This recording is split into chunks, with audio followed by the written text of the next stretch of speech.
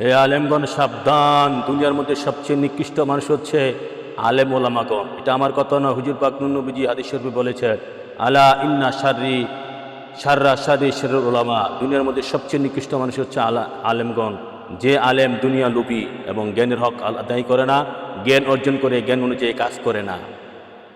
আবার ইন্না খিরার ওলামা, মানুষের মধ্যে মানুষের মধ্যে সবচেয়ে আবার উৎকৃষ্ট মানুষ হচ্ছে আলেমগণ। যে আলেম জ্ঞান অর্জন করে জ্ঞান অনুযায়ী কাজ করে, এবং যে আলেম জ্ঞান অর্জন করে দুনিয়াতে গিয়ে হয়, দুনিয়া প্রতি ঝুঁকে থাকে না, সে দুনিয়ার লোভ করে না, একমাত্র আল্লাহ রাসূলের প্রতি লোভ করে জ্ঞান অনুযায়ী কাজ করে এবং দুনিয়া বিমুখ হয়, সেই আলেম হচ্ছে দুনিয়া সবচেয়ে উৎকৃষ্ট আলেম।